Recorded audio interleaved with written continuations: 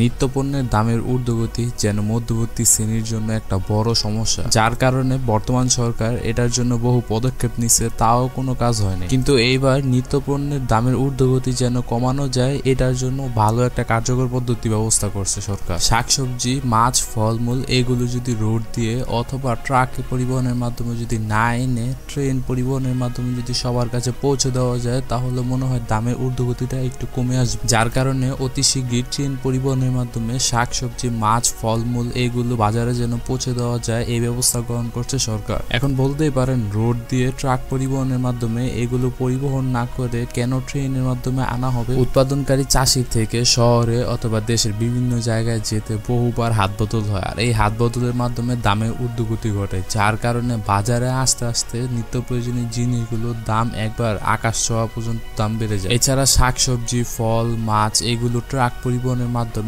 Road দিয়ে আনা হলে বহু জায়গায় চাঁদাবাজি করা হয়, আর এই চাঁদাবাজির কারণে দাম তো একবার আকাশ ছোঁয়া হয়ে যায়। আর এই কারণে বাজারে নিত্যপণ্য জিনিসগুলোর দাম শুনলে মনে হয় মাথায় যেন আগুন লেগে যেতেছে। যাই হোক, এই পরিকল্পনাটা বাস্তবায়ন করা হবে অতি শীঘ্রই, যার কারণে সাধারণ মানুষ যেমন লাভবান হবে, তেমনি সরকারও লাভবান হবে। আচ্ছা, এই উদ্যোগটি গ্রহণ করা হবে পূর্ব অঞ্চলের আওতায় ঢাকা ও চট্টগ্রাম বিভাগের 15টি কৃষি উৎপাদনকারী অঞ্চলগুলোকে নিয়ে, এবং ট্রেন পরিবহনের মাধ্যমে চাহিদা সম্পন্ন এলাকাগুলোর মধ্যে পৌঁছে দেওয়া হবে, যার কারণে বাজারে নিত্য প্রয়োজনীয় জিনিসগুলো আস্তে আস্তে যে সময়টা লাগতো ওই সময়টাও বেঁচে যাবে। আচ্ছা, ট্রাক পরিবহনের মাধ্যমে আরেকটা সমস্যা দেখা দিত, ওইটা হলো ট্রাক পরিবহনের মাধ্যমে যদি নিত্যপণ্য প্রয়োজনীয় জিনিসগুলো ফুল ভর্তি করে যদি আনা হতো, যে পরিমাণ টাকা লাগতো যদি এটার অর্ধেক করে আনা হতো তাহলে ওই পরিমাণেই টাকা লাগতো। ট্রেনের ক্ষেত্রে এটা ভিন্ন দেখা দিবে। ট্রেন করে যদি আনা হয় তাহলে ভাড়া ঠিক করা হয়েছে কেজি প্রতি 1 টাকা 80 পয়সা থেকে 2 টাকা পর্যন্ত। তাহলে বুঝতে পারতেছেন বাজারে নিত্যপণ্য জিনিসগুলো আনতে যতটুকু সময় ব্যয় হইতো, ট্রেন পরিবহনের মাধ্যমে অতটুকু সময় ব্যয় হইব না।